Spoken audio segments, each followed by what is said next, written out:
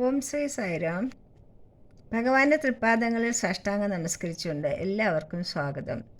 രാമകഥ രസവാഹിനി അധ്യായ സംഗ്രഹം, ഭാഗം 25, അധ്യായം 25. സേതുബന്ധനം. സമുദ്രം തരണം ചെയ്യേണ്ടത് എങ്ങനെയാണ് എന്ന് ശ്രീരാമൻ വാനരപ്രമുഖന്മാരുമായി ചർച്ച ചെയ്യുന്നു. വിഭീഷണൻ തങ്ങളിൽ ഒരാളായി മാറിയതിനാൽ ചർച്ചയിൽ പങ്കെടുക്കുവാൻ അനുവദിക്കുന്നു. ഇക്ഷ്വാകു വംശത്തിലെ പൂർവ്വപിതാക്കളിൽ ഒരാളായ സഗരനോടും പുത്രന്മാരോടും സമുദ്രത്തിന് കടപ്പാടുണ്ട്. സാഗരം എന്ന പേര് ലഭിച്ചത് തന്നെ സഗരനിൽ നിന്നാണ്. അതിനാൽ ശ്രീരാമൻ തീരുമാനിച്ചാൽ വാനരസേനയ്ക്ക് വേഗത്തിൽ കടൽ കടക്കുവാൻ ആകുമെന്ന് വിഭീഷണൻ ഓർമ്മിപ്പിക്കുന്നു. ഇതിനിടയിൽ രാവണൻ്റെ ചാരനായ ശുഗനെ വിഭീഷണൻ കാണുന്നു. വാനരന്മാർ അയാളെ പിടിച്ചുകെട്ടി ഉപദ്രവിക്കാൻ തുടങ്ങുമ്പോൾ അയാൾ രാമ രാമ എന്ന ഉച്ചത്തിൽ വിളിക്കുന്നു. അത് കേട്ട് ഭഗവാനെ ആശ്രയിക്കുന്ന ആ അപേക്ഷ ശ്രീരാമൻ കേൾക്കുന്നു. സ്വന്തം വംശത്തിൻ്റെ ഭാവി നശിപ്പിക്കരുതെന്നും രാമനോട് മാപ്പിന് അപേക്ഷിക്കുക, ആസന്നമായ മരണത്തെ തടുക്കുവാൻ അതുമാത്രമേ മാർഗമുള്ളൂ എന്ന സന്ദേശം ശുഗൻ വഴി രാവണന് അയച്ചു. ശുഗൻ രാമപാദങ്ങളിൽ വന്നിച്ചുകൊണ്ട് വിടവാങ്ങി. രാവണസഭയിൽ ശുഗൻ എല്ലാ വൃത്താന്തങ്ങളും അറിയിക്കുന്നു. വിഭീഷണനെ അഭിഷേകം ചെയ്ത് ലങ്കയുടെ അധിപനാക്കി എന്നും പറയുന്നു. രാമൻ്റെ കാരുണ്യം കൊണ്ടാണ് അംഗഭംഗങ്ങളൊന്നുമില്ലാതെ താൻ തിരികെ ഇവിടെ വന്ന് നിൽക്കുന്നതെന്നും വാനരസേനയുടെ വലിപ്പവും ഗാംഭീര്യവും തനിക്ക് വർണ്ണിക്കാനാവുന്നില്ല എന്നും രാമനാമ മഹത്വം കൊണ്ട് അജയ്യനായ വാനരരെ ജയിക്കുവാൻ എളുപ്പമല്ല എന്നും ശുഗൻ രാവണനെ ഓർമ്മിപ്പിക്കുന്നു. രാവണൻ്റെ പേര് കേട്ടാൽ വാനരസേന ക്രോധം കൊണ്ട് സ്വയം മറക്കുന്നു. ഒരു രാമബാണം കൊണ്ട് സമുദ്രം വറ്റിക്കുവാൻ അദ്ദേഹത്തിന് കഴിവുണ്ട്. ഈ വിവരണമൊക്കെ പുച്ഛിച്ചു തള്ളിയ രാവണൻ്റെ ബുദ്ധിശൂന്യതയോർത്ത് വീണ്ടും ശുഗൻ ശ്രീരാമനെ അഭയം പ്രാപിക്കുകയും സീതാദേവിയെ തിരികെ നൽകുവാൻ ഉപദേശിച്ച ശുഗനെ രാവണൻ ആട്ടിപ്പായിക്കുകയും ചെയ്യുന്നു. ഇത് കേട്ട കോപാന്ധനായ രാവണൻ ചവിട്ടിപ്പുറത്താക്കിയതിനാൽ ശുഗൻ ഭഗവത് പാദങ്ങളിൽ തന്നെ അഭയം പ്രാപിക്കുന്നു. ശുഗനെ സ്വന്തം സഹോദരനെ പോലെ സ്വീകരിക്കുവാൻ രാമൻ വാനരന്മാരെ ആഹ്വാനം ചെയ്യുന്നു. സമുദ്രം വഴിയൊരുക്കാത്തതിൽ അതൃപ്തനായ രാമൻ, ധാർഷ്ട്യമുള്ളവർ ദയ അർഹിക്കുന്നില്ല, ദുർബുദ്ധികളും ക്രൂരന്മാരും ദയവിന് പാത്രമാകുന്നില്ല, അവർ ഉപദേശത്തിനും അർഹരല്ല. അതിനാൽ രാമൻ വില്ലുകൊലച്ച് ബാണം തൊടുത്തു. അപ്പോൾ സമുദ്രരാജാവായ വരുണൻ്റെ ശബ്ദം കേട്ടു.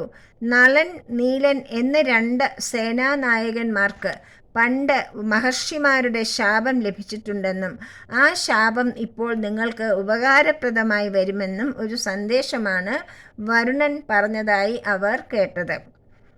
നളനും നീലനും കുട്ടികളായിരിക്കുമ്പോൾ മഹർഷിമാരുടെ ആശ്രമത്തിൽ ചെന്ന് അവർ പൂജിക്കുന്ന സാളഗ്രാമങ്ങളെടുത്ത് കടലിലേക്ക് എറിയുക പതിവായിരുന്നു.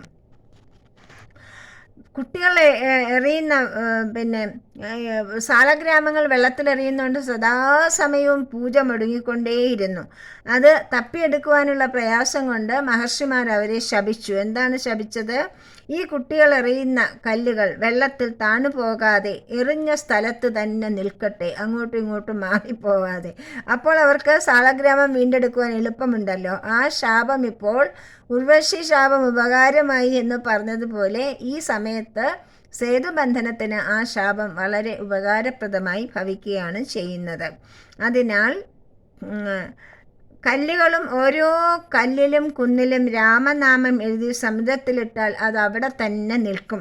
അങ്ങനെ പാലമുണ്ടാക്കുവാൻ കഴിയും. സത്യധർമ്മങ്ങളുടെ രക്ഷണാർത്ഥം പ്രകൃതി പോലും സഹായവുമായി എത്തുന്നതാണ് നമുക്കിവിടെ കാണാൻ കഴിയുന്നത്. രാമബാണത്തിന് ലക്ഷ്യം കാട്ടിക്കൊടുക്കണമെന്ന് ശ്രീരാമൻ പറയുന്നു. രാമൻ ബാണം തൊഴുത്തു കഴിഞ്ഞാൽ ലക്ഷ്യത്തിലെത്താതെ തിരികെ വരില്ല. അപ്പോൾ സമുദ്രത്തിൻ്റെ ഉത്തരതീരത്തുള്ള ദ്രുമകല്യം എന്ന പ്രദേശം കാട്ടിക്കൊടുത്ത് അത് ഒരു മണലാരണ്യമായി തീർന്നു. ശ്രീരാമൻ്റെ നാമാങ്കിതമായ പാലം ജീവിതസാഗരത്തിൻ്റെ മറുകര എത്തുവാൻ മനുഷ്യനെ സഹായിക്കുന്ന പാലമാണ് എന്ന് ഹനുമാൻ അഭിപ്രായപ്പെട്ടു. വാനരന്മാർ രാമനാമഘോഷത്തോടെ കൊണ്ടുവന്ന പടുകൂറ്റൻ പാറകളും കുന്നുകളുമൊക്കെ നളനും നീനലും സമുദ്രത്തിലേക്കിട്ടു. 5 ദിവസം കൊണ്ട് ഭക്തരും ശക്തരുമായ വാനരന്മാർ 100 യോജന നീളമുള്ള പാലത്തിൻ്റെ പണി പൂർത്തിയാക്കി. നളനും നീലനും അത് ശ്രീരാമപാദത്തിൽ സമർപ്പിച്ചു.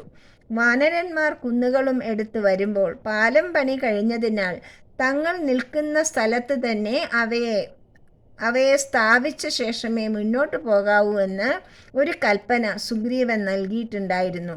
അത് എല്ലാവരെയും അതിശയിപ്പിച്ചു. അതിൻ പ്രകാരം ഹനുമാൻ കൊണ്ടുവന്നുകൊണ്ടിരുന്ന ഒരു വലിയ കുന്ന് താൻ അപ്പോൾ നിന്നിരുന്ന വൃന്ദാവനത്തിൽ വെച്ചു. പാലത്തിൻ്റെ പണി തീർന്നു കഴിഞ്ഞതിനാൽ തനിക്ക് രാമസേവയ്ക്ക് അവസരം ലഭിച്ചില്ലല്ലോ എന്ന് പറഞ്ഞ് കുന്ന് വിലപിക്കുന്നത് ഹനുമാൻ കേട്ടു. ആ വിവരം ഹനുമാൻ രാമനെ അറിയിക്കുന്നു. പുഞ്ചിരി തൂക്കിക്കൊണ്ട് ശ്രീരാമൻ പറഞ്ഞു, ദ്വാപരയുഗത്തിൽ താൻ 7 പകലും 7 രാവും തൻ്റെ വിരലിൽ ആ ഗോവർദ്ധന പർവ്വതത്തെ ഉയർത്തി നിർത്തും എന്ന് പറഞ്ഞേക്കൂ എന്ന് പറഞ്ഞു. ആ പർവ്വതത്തെയാണ് ശ്രീരാമൻ ശ്രീകൃഷ്ണനായി അവതരിച്ചപ്പോൾ തൻ്റെ ചെറുവിരലിൽ താങ്ങി 7 ദിവസം നിന്നത്.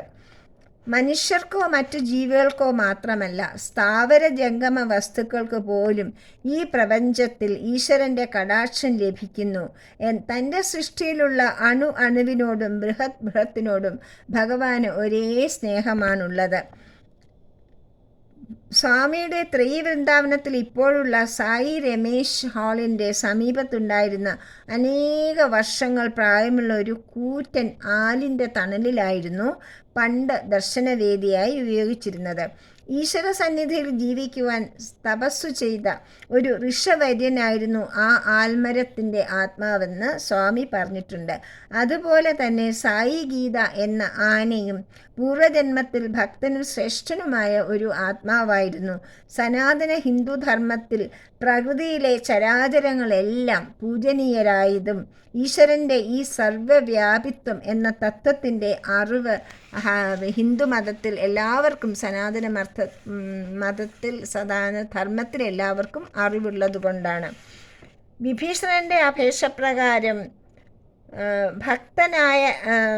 ശിവഭക്തനായ രാവണനെ നേരിടുന്നതിന് പാലം തുടങ്ങുന്നതിന് മുമ്പ് മഹാദേവനെ പ്രീതിപ്പെടുത്തണമെന്ന് വിഭീഷണൻ ഉപദേശിക്കുന്നു.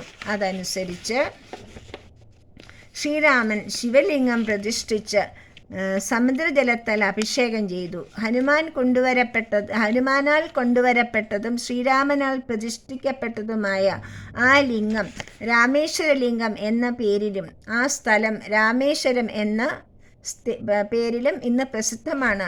ലോകമുള്ളിടത്തോളം കാലം ഈ 2 സ്ഥലവും അങ്ങനെ തന്നെ തീർത്ഥസ്ഥാനമായി നിലനിൽക്കുകയും ചെയ്യും. സമുദ്രലംഘനത്തിനായി പാലത്തിലൂടെ നടന്ന വാനരസേന ശ്രീരാമനെ ഹനുമാനും ലക്ഷ്മണനെ അംഗദനും തങ്ങളുടെ ചുമലുകളിൽ വഹിച്ചുകൊണ്ടാണ് നടന്നത്. അവരെല്ലാവരും ലങ്കയുടെ കോട്ടവാതിൽക്കലെത്തി. ആഹ്ലാദമത്തരായ വാനരന്മാർ കല്ലുകളും കൂറ്റൻ മരങ്ങളും കോട്ടമതിലിന് മുകളിലൂടെ നഗരവീഥിയിലേക്ക് എറിഞ്ഞു. കോപാവിഷ്ടനായ രാവണൻ അശുഭകരമാണെങ്കിലും 10 കണ്ഠങ്ങളിലും കൂടെ അലറി എല്ലാ കണ്ഠങ്ങളിൽ നിന്നും ഒരേ സമയത്ത് സംസാരിച്ചു തുടങ്ങുകയോ ശബ്ദമുണ്ടാക്കുകയോ ചെയ്യുമ്പോൾ മരണം ആസന്നമായി എന്ന ഒരു ശാപവും രാവണന് നേരത്തെ തന്നെ ലഭിച്ചിട്ടുണ്ടായിരുന്നു. പക്ഷേ എത്ര ശ്രമിച്ചിട്ടും ബാക്കി 9 കണ്ഠങ്ങളെ നിയന്ത്രിക്കുവാൻ രാവണന് ആയില്ല. ആപത്തിൻ്റെ സമയമാകുമ്പോൾ വിവേകം നഷ്ടപ്പെടുന്നു. അതിനാൽ രാവണൻ ഈ മുന്നറിയിപ്പ് തള്ളിക്കളഞ്ഞു.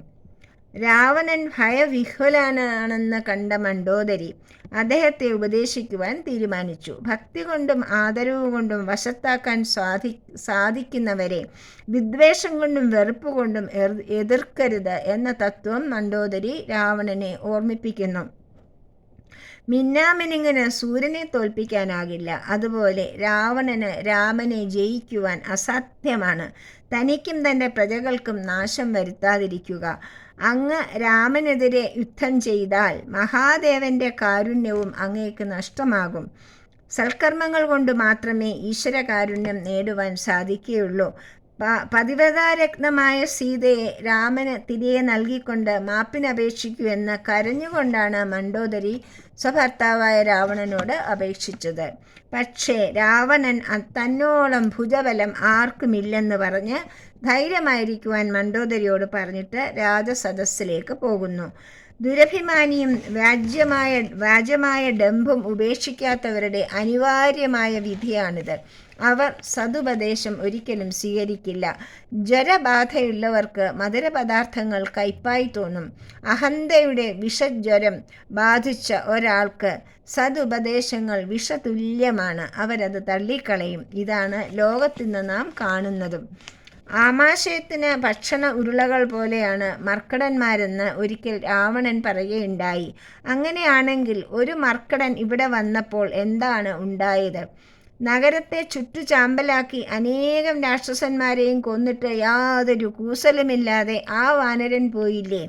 അതിനാൽ മന്ത്രിമാരുടെ മുഖസ്തുതി കൊണ്ട് വിജയം കൈവരിക്കുവാനാകില്ല എന്ന് പ്രഹസ്തൻ എന്ന മകൻ തൻ്റെ പിതാവായ രാവണനെ ഓർമ്മിപ്പിക്കുന്നു. പക്ഷേ നമ്മുടെ വംശത്തെ നാശത്തു നിന്നും രക്ഷിക്കുന്നതിലാണ് നമ്മുടെ വിജയം. അങ്ങ് സീതാദേവിയെ തിരികെ നൽകൂ എന്നും മകനായ പ്രഹസ്തൻ ഉപദേശിക്കുകയാണ് ചെയ്യുന്നത്. പക്ഷേ അതൊന്നും കേൾക്കുവാൻ രാവണൻ കൂട്ടാക്കുന്നില്ല. രാമലക്ഷ്മണന്മാർക്ക് വേണ്ടി വാനരന്മാർ പ്രത്യേകം താവളമൊരുക്കി. സുഗ്രീവനും ഹനുമാനും ലക്ഷ്മണനും അംഗദനും രാമസേവയിൽ മുഴുകി അവിടെ ഇരുന്നു. അന്ന് വിശ്രമിച്ച ശേഷം അടുത്ത ദിവസം രാവിലെ അംഗദനെ രാവണ സന്നിധിയിലേക്ക് ദൂതനായി അയച്ചു. താൻ ശ്രീരാമദൂതനാണെന്നും രാവണന്റെ മിത്രമായിരുന്ന ബാലിയുടെ മകനാണെന്നും അംഗദൻ തന്നെ സ്വയം പരിചയപ്പെടുത്തുന്നു. രാവണൻ ചെയ്ത അധർമ്മങ്ങൾ ഓർത്ത് അംഗദൻ കോപാകുലനാകുന്നു. രണ്ടുപേരും ക്രോധത്തോടെ വാദപ്രതിവാദങ്ങൾ ചെയ്യുന്നു. ഒടുവിൽ രാവണനോട് സംസാരിക്കുന്നത് നിഷ്ഫലമാണെന്ന് കണ്ട് രാവണന്റെ 4 കിരീടങ്ങൾ എടുത്ത് എറിഞ്ഞ് ശ്രീരാമപാദങ്ങളിൽ വീഴ്ത്തുന്നു. രാവണൻ കോപക്കലിയോടെ അംഗദന്റെ കാലിൽ പിടിച്ച് നിലത്തടിക്കുവാൻ ശ്രമിക്കുന്നു. പക്ഷേ തൻ്റെ പാദങ്ങളിലല്ല പിടിക്കേണ്ടതെന്നും രാമപാദങ്ങളിലാണ് പിടിക്കേണ്ടതെന്നും അംഗദൻ രാവണനോട് പറയുന്നു. അംഗദൻ കാലൊന്നു കുടഞ്ഞപ്പോൾ രാവണൻ ബോധരഹിതനായി നിർവീര്യനായി നിലംപതിച്ചു. യുദ്ധം അല്ലാതെ രാവണന്റെ ദുഷ്ടതയ്ക്ക് മറ്റൊരു മാർഗവും ഇല്ല, മറ്റൊരു ഔഷധവും ഇല്ല എന്ന് ഉറപ്പിച്ചുകൊണ്ട് അംഗദൻ മടങ്ങിപ്പോകുന്നു. രാവണന്റെ അന്തഃപുരത്തിൽ പ്രവേശിച്ചപ്പോൾ മണ്ഡോദരി വീണ്ടും രാവണനെ ഉപദേശിക്കുന്നുവെങ്കിലും രാക്ഷസ വംശത്തിൻ്റെ നാശം അടുത്തു വന്നിരിക്കുന്നതിനാൽ അതൊന്നും രാവണൻ ശ്രദ്ധിക്കുന്നതേയില്ല. വിനാശകാലേ വിപരീത ബുദ്ധി. രാവണൻ വിദ്യുജ്ജുഹൻ എന്ന രാക്ഷസനെ വിളിച്ച് അയാളുടെ ജാലവിദ്യയാൽ രാമന്റെ ശിരസ്സും അമ്പും വില്ലുകളും തൻ്റെ മുമ്പിൽ എത്തിക്കുവാൻ ആജ്ഞാപിക്കുന്നു. അതെടുത്തുകൊണ്ട് രാവണൻ സീതാദേവിയുടെ സമീപത്ത് വയ്ക്കുന്നു. ഒരു മാത്ര സീത ഭയവിഹ്വലയായെങ്കിലും പെട്ടെന്ന് രാവണന്റെ മായയാണിത്, സൂത്രമാണ് ഇതെന്ന് മനസ്സിലാക്കുകയും ചെയ്തു. രാമനെ ഒന്ന് സ്പർശിക്കുവാൻ പോലും രാവണന് കഴിയില്ലെന്നും ഇത്തരം കുബുദ്ധികളും കുതന്ത്രങ്ങളും രാവണന്റെ അന്ത്യത്തെ കുറിക്കുന്ന സൂചനകളാണെന്നും ദേവി പറയുന്നു. വിഭീഷണഭാര്യയായ സരമയും സീതയെ സമാധാനിപ്പിച്ച് വാനരസേന ലങ്കാനഗരത്തിൽ പ്രവേശിച്ച വൃത്താന്തം ദേവിയെ അറിയിക്കുന്നു. അധർമ്മത്തിൻ്റെ പാതയിൽ പ്രവേശിച്ചു കഴിഞ്ഞവരെ പിന്തിരിപ്പിക്കുക ദുഷ്കരമാണ്. സതുപദേശങ്ങളോ വേണ്ടപ്പെട്ടവരുടെ അപേക്ഷകളോ ഒന്നും തന്നെ അവരെ പിന്തിരിപ്പിക്കുകയില്ല. അഹന്തയും കാമവും ക്രോധവും ഒരുവൻ്റെ ഭക്തിയെ പോലും നിഷ്പ്രഭമാക്കുന്നുവെന്നാണ് രാവണൻ നമ്മെ പഠിപ്പിക്കുന്നത്. രാവണൻ നൽകുന്ന സന്ദേശം അതാണ്. ജയ് സായിറാം.